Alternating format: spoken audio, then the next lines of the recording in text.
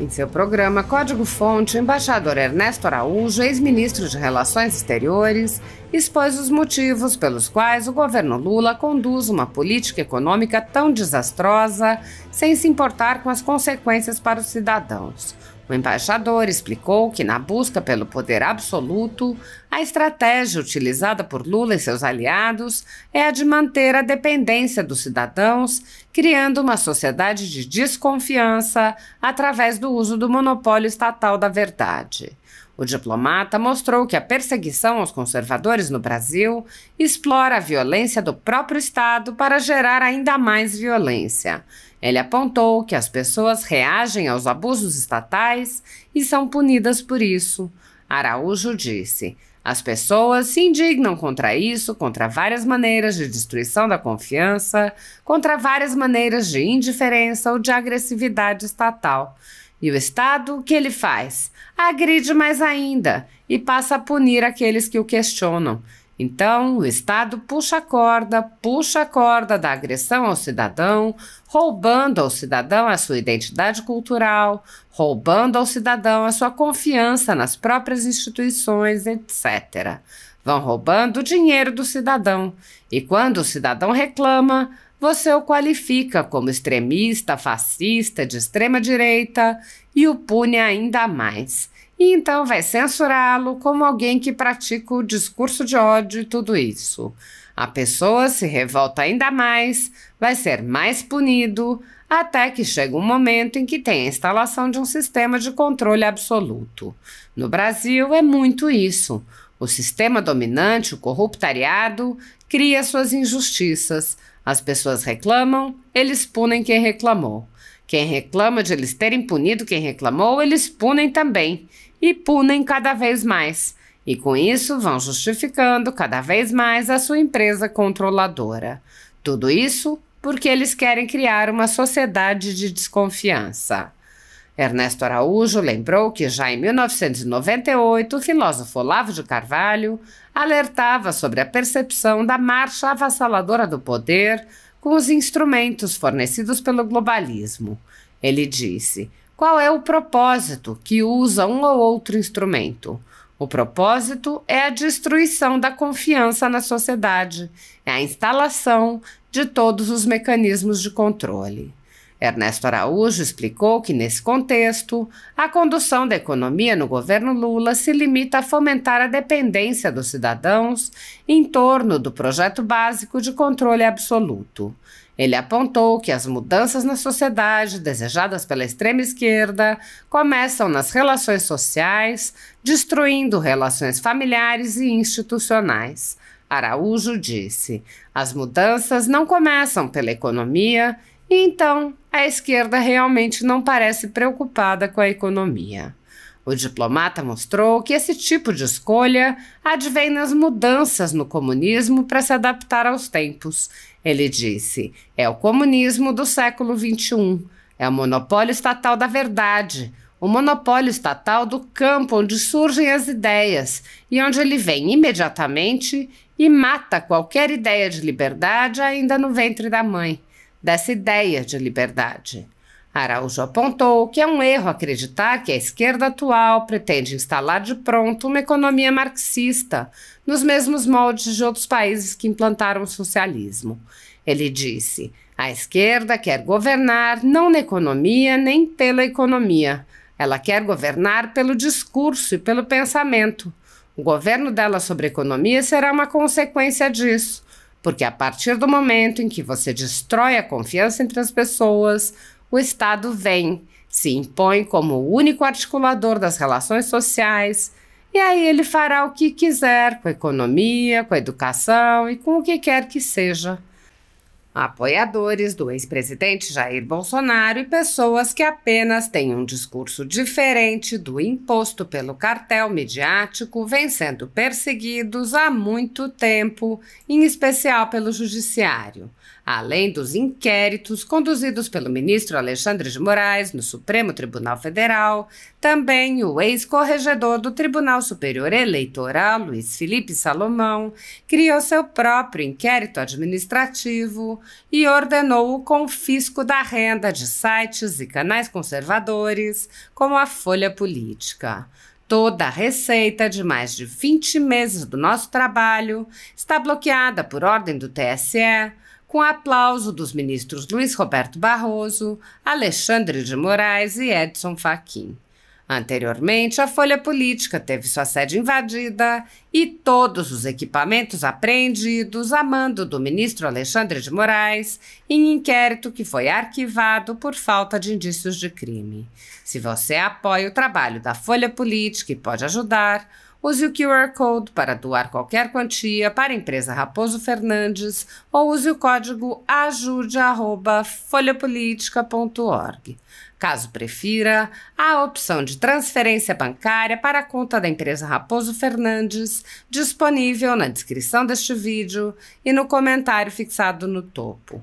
Há mais de 10 anos, a Folha Política faz a cobertura da política brasileira, mostrando atos, pronunciamentos e eventos dos três poderes, quebrando a espiral do silêncio imposta pelo cartel de mídia que quer o monopólio da informação. pix@ajude@folhapolitica.org. Assista. Isso é uma sociedade de confiança? Não, né? Isso é o caminho para um colapso social e a imposição de um poder superior, que implementará certamente uma sociedade de controle. E como é o mecanismo, e isso a gente vê muito no Brasil, as pessoas se indignam ainda um pouco, de maneiras diferentes contra isso, contra várias maneiras de destruição da confiança, contra várias maneiras de indiferença ou de agressividade estatal, e o Estado, o que ele faz? Agride mais ainda, e passa a punir aqueles que o questionam. Então, o Estado puxa a corda, né, puxa a corda da agressão ao cidadão, né, roubando ao cidadão a sua identidade cultural, roubando ao cidadão a sua confiança nas próprias instituições, etc. Bom, roubando o dinheiro do cidadão, como é muito caso no Brasil, né, e quando o cidadão reclama, você o qualifica como extremista, fascista, de extrema-direita, né, e o pune ainda mais, e então vai censurá-lo como alguém que pratica o discurso de ódio e tudo isso. A pessoa se revolta ainda mais, vai ser mais punida ainda, né, e até que chega um momento em que você tem a instalação de um sistema de controle absoluto. No Brasil é muito isso, né? O sistema dominante, o corruptariado, né, cria suas injustiças, as pessoas reclamam, eles punem quem reclamou. Né? Quem reclama deles terem punido quem reclamou, eles punem também, e punem, né, cada vez mais. E com isso, né, vão justificando cada vez mais a sua empresa controladora. Né? Tudo isso porque é isso, eles querem criar uma sociedade de desconfiança, que é um termo que vem aqui no Olavo. Então, só para mais duas citações aqui do que diz o Olavo. Ele diz o seguinte, então, falando sobre o Perrefit e sobre esses outros pensadores, Bertrand de Juvenel, etc., que são democratas sinceros, mas que estão apreensivos porque veem a liberdade se extinguir e, olhando em torno, não descobrem meios de defendê-la contra a marcha avassaladora do poder. Olavo escrevia isso em 1998. Né? Essa marcha avassaladora do poder avançou imensamente desde 1998, em grande parte graças aos instrumentos que a gente chamaria, então, os instrumentos globalistas. Isso tudo é marcha avassaladora do poder. Mas já estavam ali as sementes, porque isso aí são instrumentos. Qual é o propósito que usa um ou outro instrumento? O propósito é a destruição da confiança na sociedade e a instalação de todos os mecanismos de controle. Certo? Então, ele fala que justamente disso, né? O Olavo diz que está sendo tratado, que está sendo traçado, né, por esses autores, é o perfil da sociedade de desconfiança, né, um Leviatã da malícia. É isso, né? O Leviatã se tornou malicioso, ele não só apenas quer exercer o poder, ele quer destruir a integridade, a sanidade das pessoas e da sociedade como um todo. Certo? Então, é a criação deliberada de desconfiança. Esse é o problema que a gente vive. O Olavo, deixa eu só ver aqui uma outra citação. Né? Sim, e a prioridade na criação dessa sociedade da desconfiança não é a economia. A economia, ela é o resultado, o controle econômico é o resultado do controle da mente das pessoas. Então, o Olavo diz o seguinte, que essa diferença, ou seja, essa involução rumo a uma sociedade de desconfiança, essa diferença surge, diz o Olavo, primeiro nas ideias, na fantasia, na cultura. Depois consolida-se em leis e costumes. Por fim, dá frutos na economia. Na verdade, ele está falando ao contrário, está falando assim, do ciclo positivo. Né? Então, primeiro, se você para chegar na prosperidade, primeiro você precisa ter a confiança, né? Ideias, fantasia, cultura. Né? Depois, leis e costumes consentâneos com essas ideias, e depois a prosperidade nas trocas econômicas, no plano da economia. Mas, por isso que coloquei da outra maneira, mas também se aplica ao programa de destruição. Então, primeiro você ocupa as ideias, então, destrói a ideia de maternidade e paternidade, destrói a ideia de família, destrói a ideia de um gênero natural das pessoas, destrói a ideia, portanto, também de natureza, destrói a ideia de que o ser humano tem uma dimensão espiritual, destrói tudo isso. Depois você cria leis que implementam isso, né? Às vezes nem precisa criar lei, assim, os supremos, né, da vida aí vão criando suas normas, mas enfim, ou impondo sua vontade, e depois eles vão ocupar a economia e destruir a economia. A economia é uma consequência. Mas em qualquer dos casos, no ciclo do bem e no ciclo do mal, a economia é o fim. Né? As mudanças não começam pela economia. Então, a esquerda realmente ela não parece muito preocupada com a economia. Faz tempo que que a esquerda não se toca muito para os problemas econômicos, né? Até os anos 70, 80, o debate esquerda-direita era um debate econômico, hoje é muito menos, né? E por isso que é o problema do liberalismo. O liberalismo ainda está tentando provar para uma audiência que já está com outras atitudes, provar que economicamente, né, o capitalismo é melhor do que o socialismo. Isso a esquerda já não está preocupada em provar ou deixar de provar socialismo ou capitalismo. Né? A esquerda entendeu que o poder está nas ideias, está na cultura, né? Depois está na formulação das leis e na formulação nem das leis, na formulação daquilo que obriga as pessoas na sociedade, no caso do Brasil, as decisões judiciárias, muito mais do que a lei atualmente. E depois vem a economia. Né? Então, tanto faz se é mais socialista ou mais capitalista, não está aí o centro do poder.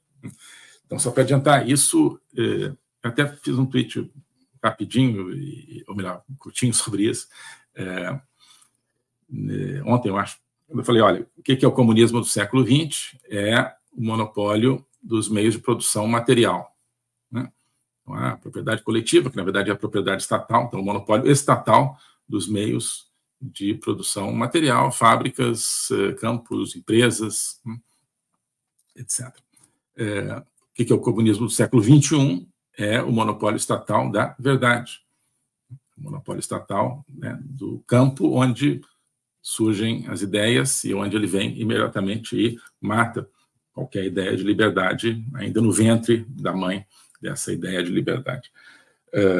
Então, isso é um grande erro de muita gente, achar que a esquerda, o socialismo, o marxismo, querem governar através da economia, né? Não. A esquerda ela quer governar não na economia, né? Nem pela economia. Ela quer governar pelo discurso e pelo pensamento, e o governo dela sobre a economia será uma consequência disso. Porque a partir do momento em que você destrói a confiança entre as pessoas, o Estado vem e se impõe como o único articulador das relações sociais.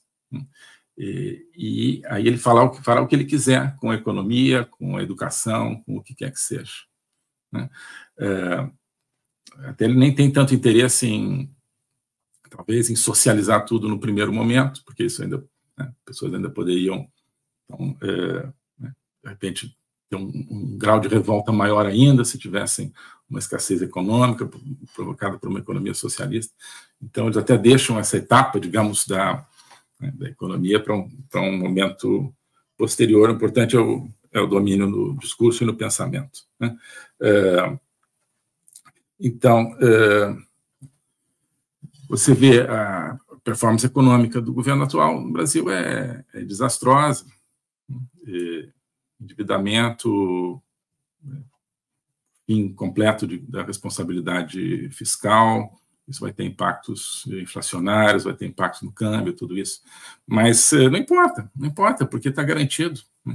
Então, à medida que vai avançando o descalabro econômico, que tem a ver, claro, com a monopolização econômica, com a criação, né, o avanço do poder dos empresários prebendários, como diria o Milei na Argentina, os empresários amigos do Lula, né, os empresários lulistas, e do próprio governo, através das estatais.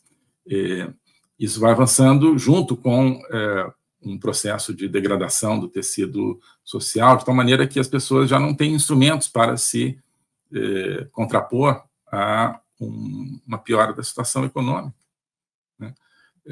O governo tem sabido dosar isso, né? E ele tem um projeto de destruição econômica, né? Num país, né, economicamente empobrecido, você tem realmente pessoas dependentes, né, portanto, dependentes do Estado, né? E tudo que ele quer é isso, né? Que as pessoas sejam dependentes do Estado e não dependentes umas das outras. Aí a gente vem o tema dos jet skis no Rio Grande do Sul, né, de todos os civis, ou seja, cidadãos comuns, né? Civil significa cidadão, né? Civis, em latim, civis. Cidadãos comuns ajudando uns aos outros, né? E, portanto, pessoas dependendo umas das outras. Não, isso é tudo que o Estado não quer, né? A questão fundamental que está em jogo ali é a dependência, né? Então, o Estado viu que, de repente, tem uma ameaça ao monopólio dele sobre as pessoas, né? Sobre a relação de dependência. Então, claro, nenhum ser humano é uma ilha, né? Todos dependem de algo, né? No fundo, nós dependemos uns dos outros, né? Pessoas que trabalham e produzem aquilo que a gente precisa, que a gente não pode trabalhar e produzir tudo sozinho, né? Enquanto que aquelas pessoas dependerão de alguma coisa que a gente produz, cada um de nós. É assim que funciona uma sociedade livre, e o Estado está aí para, né, permitir que isso aconteça. Uma situação ideal. Portanto, sim, todos dependemos uns dos outros. O Estado não, tá? Quer que todo mundo dependa dele. Então, de repente, surgiu uma situação em que as pessoas estão vendo que elas não precisam depender do Estado e não podem depender do Estado, porque senão não serão resgatadas do telhado, não terão a sua família resgatada e assim por diante. O que está em jogo ali é o monopólio da dependência. Oi, pessoal. Nós estamos num momento na vida do Brasil em que a política deixou de ser uma disputa sobre quem exerce o poder para ser uma disputa muito mais existencial, que é uma disputa sobre como se exerce o poder, de maneira democrática ou de maneira tirânica. Nós estamos vendo o governo Lula, infelizmente, usando a tragédia do Rio Grande do Sul, não só para se promover, mas para censurar, para aumentar o seu poder tirânico, que é o poder do corruptariado brasileiro como um todo, do qual o governo Lula faz parte. Então, para entender isso, nós precisamos ir ao terreno dos valores, terreno dos princípios, para reconstruir, primeiro na nossa cabeça e depois na realidade, o Brasil como um sistema democrático. Nós precisamos entender por que o poder está sendo exercido de maneira tirânica e como isso pode ser diferente. A proposta de estudar isso é a proposta da Academia Folha Política, é a proposta do meu curso de Logopolítica, que está lá na academia, é a proposta do programa semanal Agenda 2030, que também faz parte exclusivamente agora da academia, é a proposta do curso sobre juristocracia e outras iniciativas que estão nesse espaço. Por isso, eu queria te convidar para fazer parte desse projeto com um adicional, que é uma promoção especial que nós estamos oferecendo a partir de hoje. É a promoção Povo versus Tirania. Promoção Povo versus Tirania para acesso à Academia Folha Política por apenas R$ 344 por ano. Anuidade R$ 344, ou seja, menos de R$ 1 por dia, para ter acesso a todo esse conteúdo, que não é apenas um conteúdo passivo, é um conteúdo de trabalho, é um conteúdo de um projeto, onde quem está ali pode fazer parte. Um projeto de reconstrução, um projeto de refundação das ideias básicas do nosso país. Então, é isso que eu queria oferecer a partir de hoje, promoção Povo versus Tirania. Com isso, você terá acesso a todas essas iniciativas exclusivas da academia. Você ajuda a manter também a presença nas redes sociais, ajuda a fazer os cortes, esses recortes e vídeos que a gente publica no meu canal. Todo esse trabalho, além da live aberta, do código-fonte, tudo isso é viabilizado pela participação na Academia Folha Política. Então, é isso que eu queria deixar aqui como uma sugestão, como um convite, como um chamamento para a gente se juntar nesse projeto. Quem quiser integrar esse projeto, essa aventura, essa mudança de mentalidade, essa conscientização e essa ação, é só clicar aqui nos links que estão na descrição, que estão aqui junto desse vídeo, tá bom? É isso, obrigado.